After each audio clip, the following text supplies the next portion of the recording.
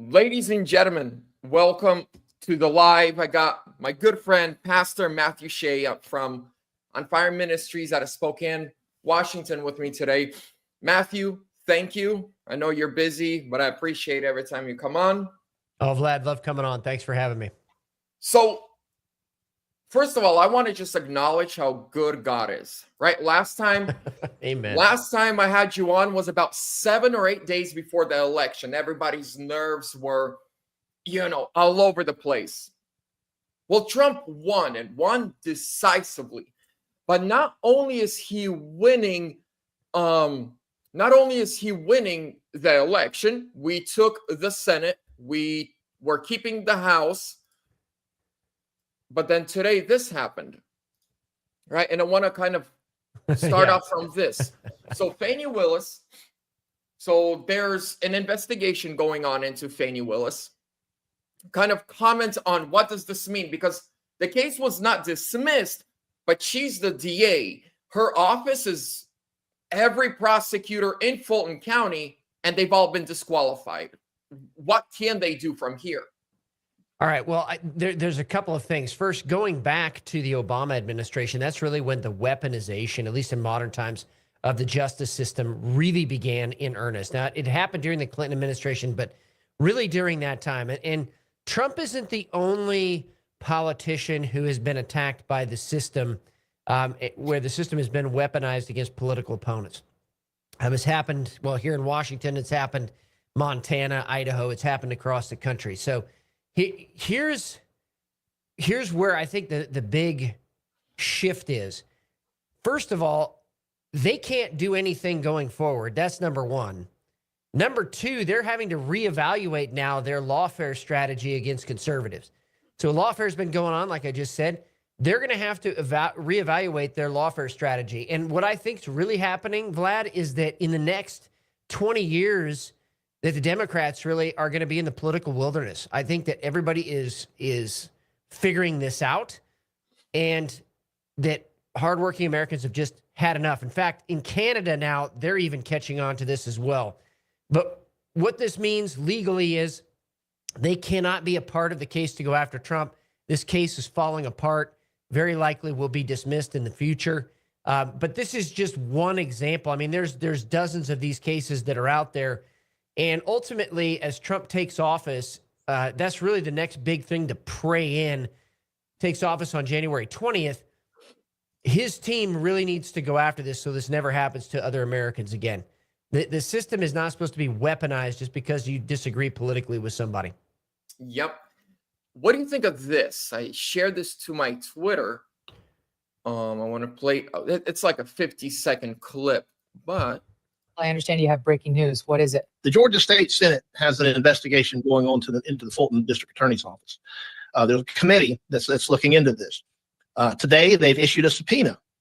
They've issued a subpoena to Attorney Ashley Merchant for all of her text communications related to this case. This is getting the attention of the authorities, not only in the state Senate, but there's ethics things going on here in Georgia. Fani Willis has a lot that she's going to have to be on defense for the foreseeable future. But suffice it to say, the Senate is now seeking all of these text communications to see if they can figure out what's going on. There's lots going on for her. And like we have said, I don't know if it was yesterday or last week, the truth will come out one way or another. And here it comes. So that came out yesterday, and then today we get the ruling from the Georgia State Senate. Yeah. They've got no power. And like you said, it's all falling apart. Do you think she'll be held accountable? I mean, she colluded with Biden, with his DOJ, right? But for the last 20, 50 years, we've seen that people haven't been held accountable. And I think Americans are very skeptical that people will be held accountable. However, what I would say is this is the greatest chance for people to be held accountable for their actions in this next 4 years. This is the greatest chance that we've had in modern times for this actually to happen. Trump's appointing people that will make this happen, that have the gumption to make this happen, like Pete Hegseth, for example. These appointments are people that are not just loyal to Trump, but they're loyal to the Constitution, and they're loyal to the rule of law. And so they're going to see this through. And that's why I think the left is panicking right now and deleting communications. There's three pieces of this. First, you have the state piece where there are records where there's been collusion between state and local authorities with the Biden White House. Those communications will eventually come out in one way, shape, or form. Then you have the internal communications to the United States government where there has been collusion among federal agencies to weaponize against President Trump and others. And then you have the National Archives, and this has really gone underreported. J. Michael Waller talked about this the last few days, that the National Archives is using AI to also delete records that don't fit the narrative, and that that's the direction they're headed. So this sunlight needs to happen, and I think it's really important for the incoming Trump administration to really go after records first, because as they investigate records, emails, text messages, it's not just limited to Fani Willis. I think every single department, every single employee, their emails, their text messages need to be scrutinized. And I think you're going to find more than enough reason to fire many bureaucrats in the federal government and probably also at the state government and the local.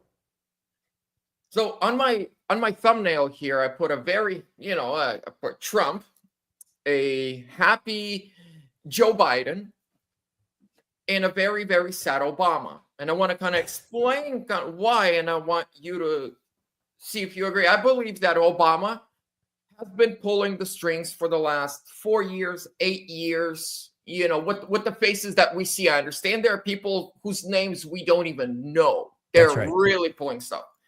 But at least on the front, and that's over. With the last election, we saw, I don't care how big of you can be Rihanna, all of them. It means nothing, right? You could have Obama and Michelle Obama endorse you. You could raise $1 billion and it means nothing. I think Joe Biden, and then when you watch, now Obama's day just disappeared, right? Michelle's doing a book tour. But Biden is very, very happy. And then 2 days ago, I think he was on CBS or ABC. And while Nancy Pelosi is in Germany getting hip surgery, Joe Biden, out of nowhere, with 1 month left, says, I don't think Congress should trade stock. We know exactly who the jab is at. Right. And so I think there's civil war within the Democrat Party.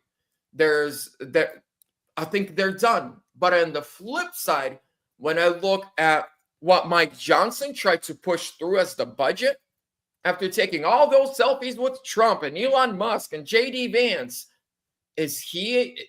we got people on our side, I think, that are even worse than a Democrat, because with the Democrat, you know exactly what you're getting. With the Republican, who's two-faced, a rhino, you think you can trust them. They make you all these promises, but then there's some more money for drag shows in Pakistan and more funding for Ukraine and a huge pay raise for Congress, but the American people get nothing. Right, and undermining what Trump's administration before he even gets in office as well. Some of that funding would have gone directly for that as well, and that's why I think it got shot down. We see, well, first of all, on the spiritual level, what we're seeing is an exposing of evil. That's what's happening right now, is an exposing of evil. James O'Keefe had a couple of undercover videos came out. People were talking about the real things that were happening with Joe Biden, that he really isn't even in control of the White House. Well, that means there's a whole bunch of questions that come from that. Well, who is, number one, how long have they known? And then did they break the law by keeping that from the American people? I think arguably the answer to the latter is yes.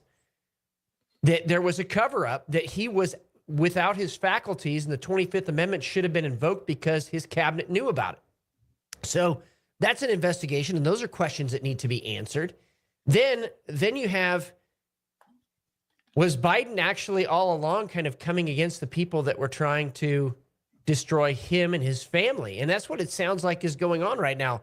And for people that don't understand, the Nancy Pelosi stock tracker has been more accurate than inverse Kramer. And if those words don't mean anything to you, it means that Nancy Pelosi's stock trajectory is one of the greatest investment predictors out of anything out there right now. Well, how is that possible that a congresswoman has that kind of predictability over and above financial analysts on Wall Street, right?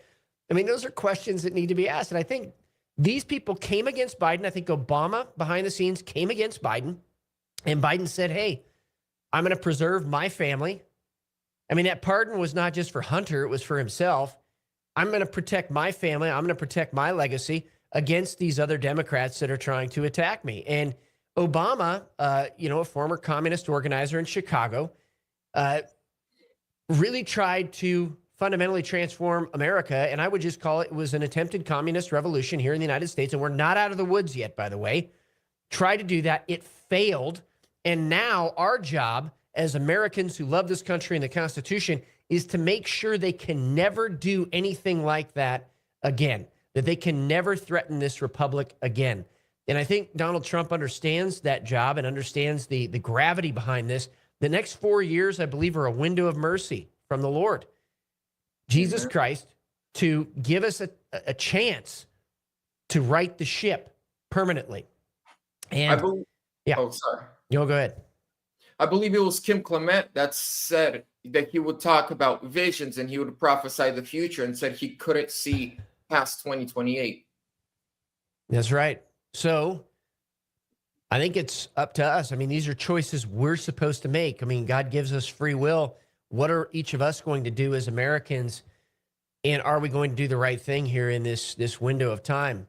Biden may fade from the history books as the most corrupt president in U.S. history. He may be a footnote, but all of that really doesn't matter as far as our trajectory right now. What matters is what we do in this moment and whether we right the ship, America turns back toward God, and we also make sure that the institutions have the corruption exposed and dealt with that has been so endemic here over the last, 80 years since World War II. And just quickly, most people don't understand the deep state.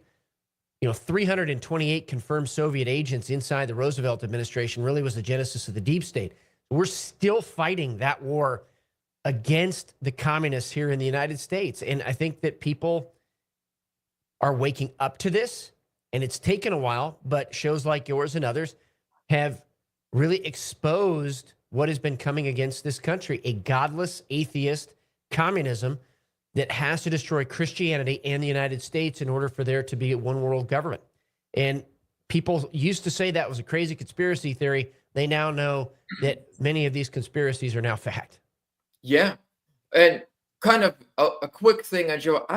For the last 3 months, I like Joe Biden. He did everything to make sure Trump wins. Right, exactly. I mean, for me, the greatest thing was when Kamala Harris goes on The View. They ask her, would you have done anything differently? She says no. Then she's doing this huge rally in Michigan, and she's about to distance herself. She was going to she had this speech ready to go. And Joe Biden, for the first time for his entire presidency, unannounced, walks into the press room with Karine Jean-Pierre.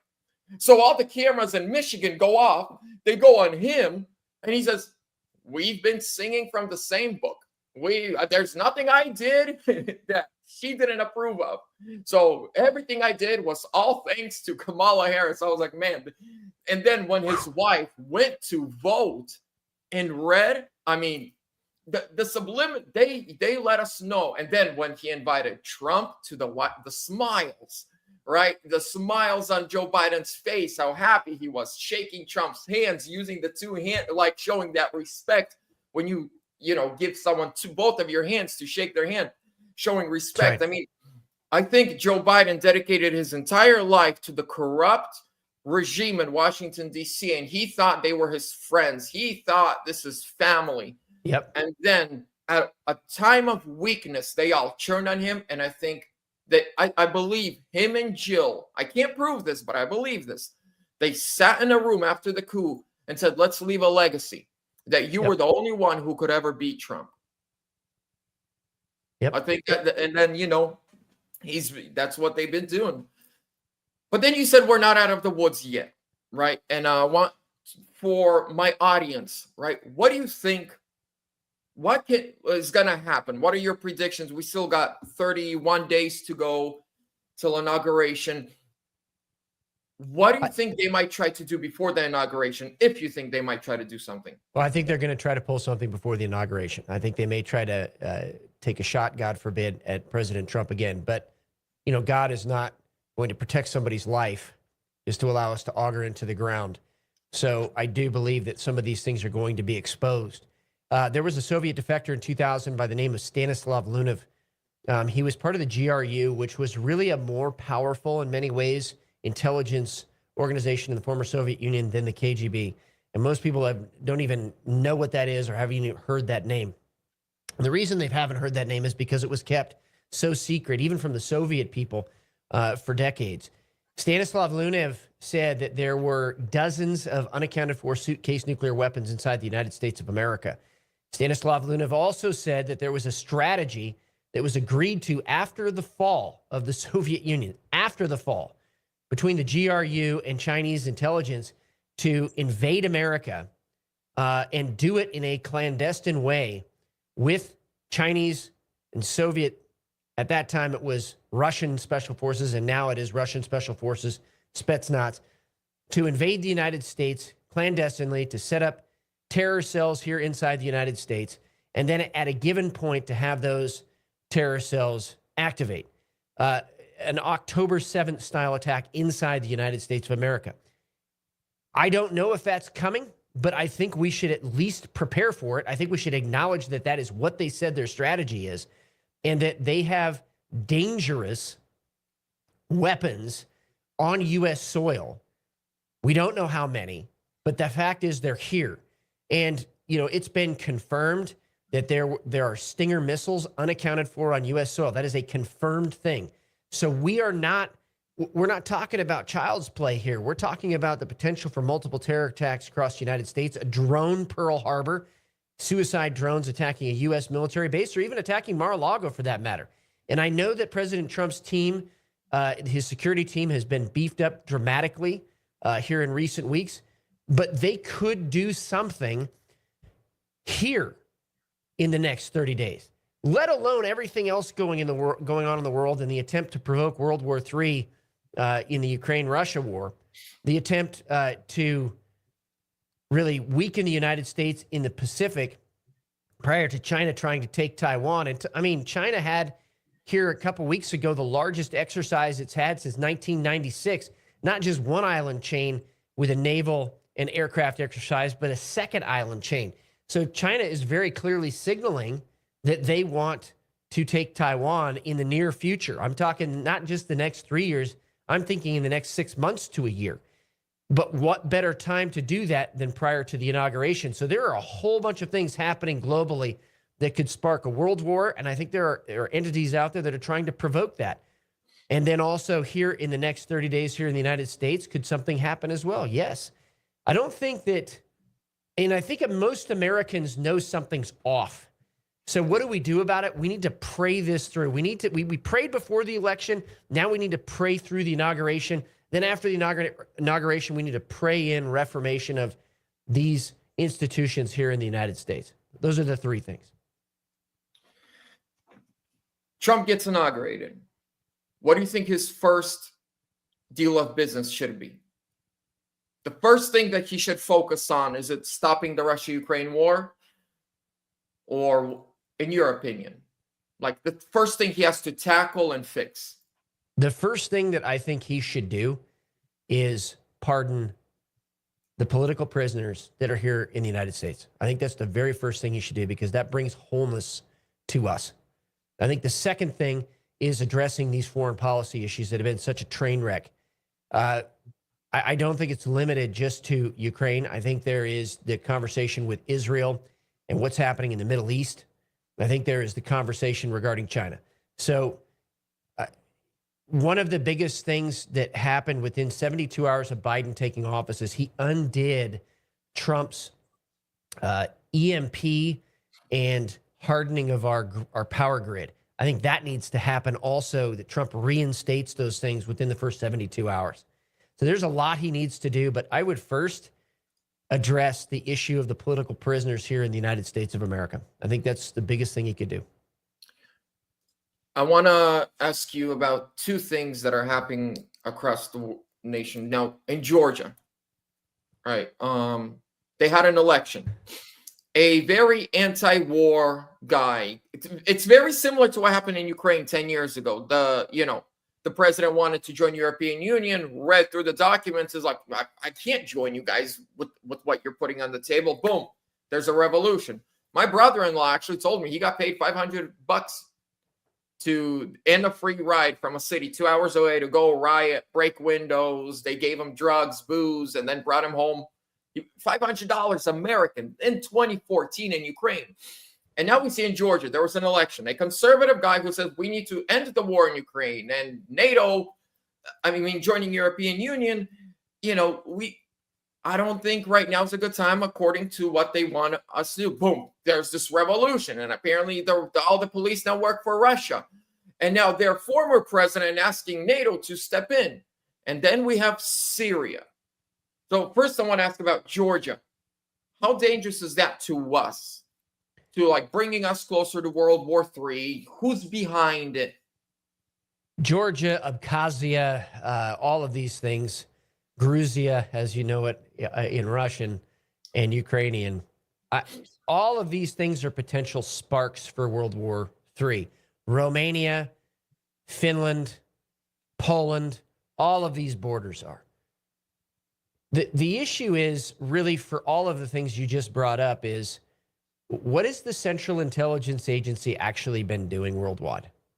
And has that been helpful? Arguably, you've got the Department of Defense funding one side in Syria and the Central Intelligence Agency funding another side. Now, some people may argue with that, but the fact of the matter is that's the way it is looking right now, right? So what are we doing? We funded the Palestinians and we also funded the Israeli. What are we doing worldwide? Or have we been the ones that have been provoking some of this? Do we have ownership in some of these conflicts worldwide? So I think it's bigger than Georgia. Georgia should be able to have its own sovereignty and should be able to establish its own direction. I don't think Russia is our friend, but I do think that these countries should be able to establish their own direction. And I think it's more complicated than a lot of people make it. But the simple solution is let people choose their own destiny. Now, if we have the Chinese trying to take over South Korea through a North Korean proxy, we have longstanding agreements there in South Korea to defend the Korean Peninsula.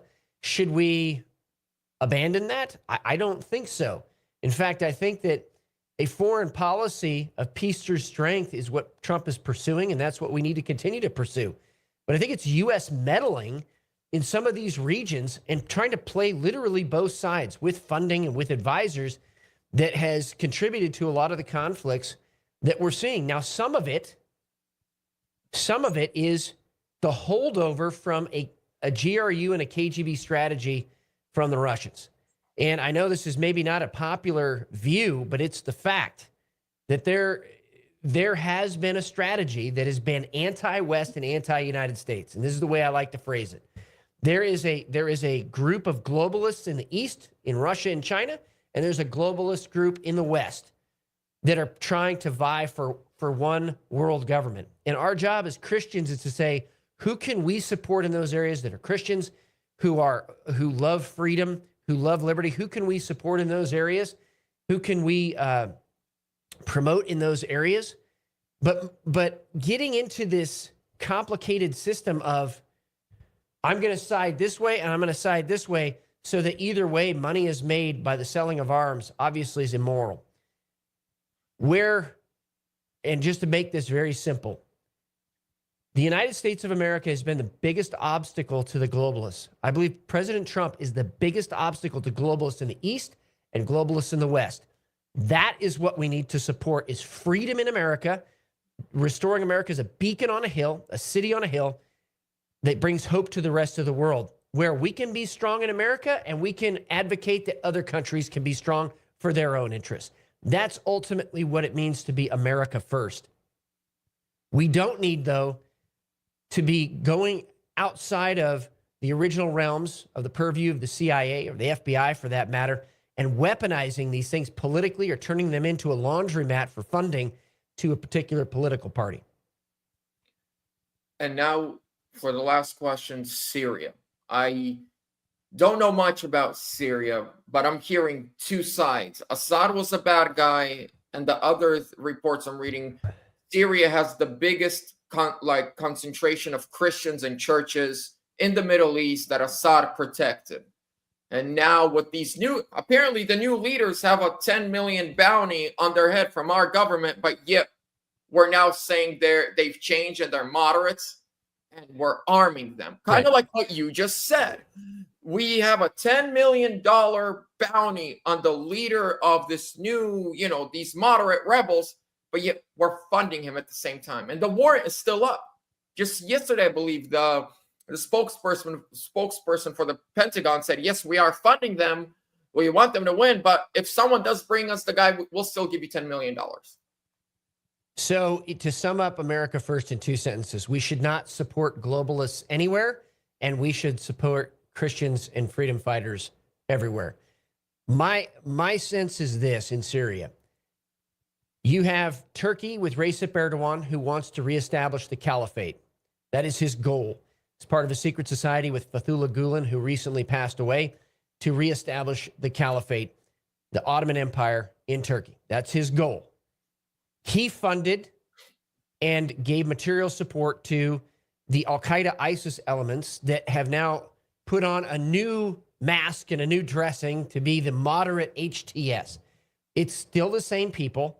And I love the fact that the leader, Al-Golani, meaning he was from Golan Heights.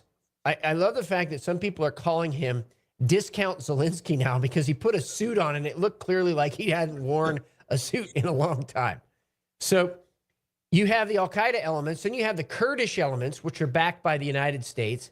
Now, we funded some of those other elements in HTS, by the way, and we have the Kurdish elements, which we're clearly funding. We're taking over Russian bases in eastern Syria right now. We're doing joint patrols with the Kurds in Syria with U.S. troops on the ground right now.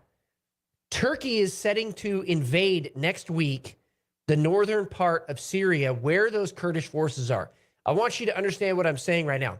The potential of NATO forces fighting NATO forces is very, very real right now in northern Syria. Then you have the Christians, and this is where I would go. People ask me about Ukraine, Russia. Where are the Christians? What are we doing to support the Christians and the freedom fighters? The Druze in southern Syria, they want freedom. Praise the Lord.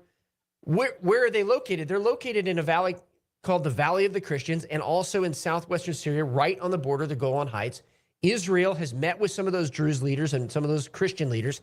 They want to come under the protection of Israel.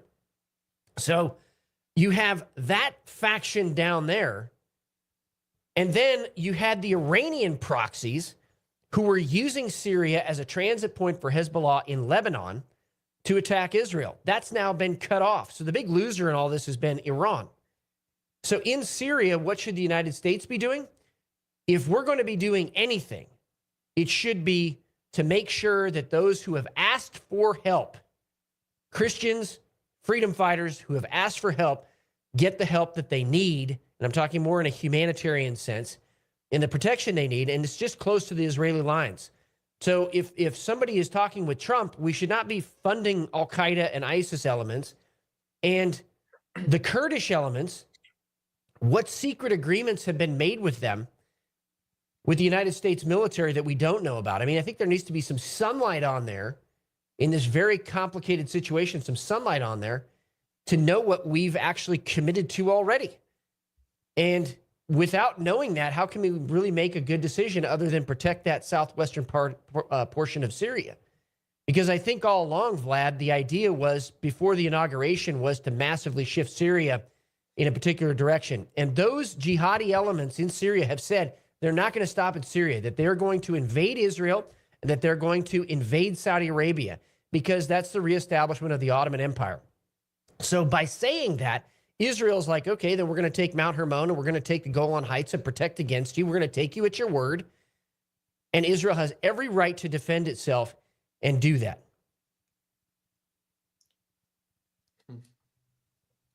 So I'm sure that's going to bring many questions, but go ahead. I have one more last question. I've heard from a couple people when I was at Mar-a-Lago, and there was two people I was having a conversation with. They said they used to serve, I think in the Marines, and one of them said, I know for a fact within 4 years, for the next 4 years, our deep state is going to try to talk Trump into bombing Iran. He said, we need to pray he stands his ground on the promise of no new wars. He said they are itching for a war with Iran. He's like, even a lot of the stuff, what is happening in Israel, the hatred between Israel and Iran, he said, instead of us sending diplomats, we're adding fuel to the fire.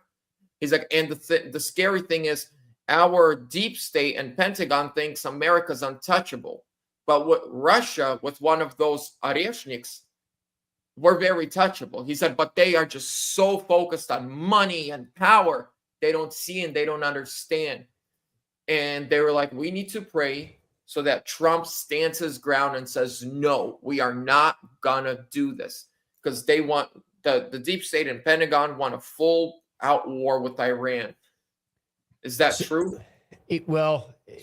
That's always kind of been the goal. I think Syria, first of all, I think Benjamin Netanyahu defending his own country against terror elements like Hezbollah and Hamas has done an absolutely fantastic job. And Israel had every right as a sovereign country to do that. To the extent the United States would bomb Iran or take out its nuclear program, I mean, I think there's a reality on the ground right now that we all need to acknowledge, and that is Iran just in the last 30 days has ramped up its nuclear production to try to get a bomb prior to Trump coming into office because they feel like they have nothing left to do. If Israel decides to attack Iran, who's the United States to stand in their way to do that? Not that I advocate that, but who's to stand in their way? I mean, Iran right now has almost no anti-aircraft defenses. Do we want a nuclear Iran? No. I think the whole world should say to that answer no, because of the eschatology of the 12ers that are in charge of Iran right now with the Ayatollah. So, and if you don't know that eschatology, it's that there needs to be a war against Israel, that certain things need to be destroyed before the 12th Imam comes. So taking them again at their word and at their eschatology and at their adherence of Sharia law, I do not think Iran is our friend either.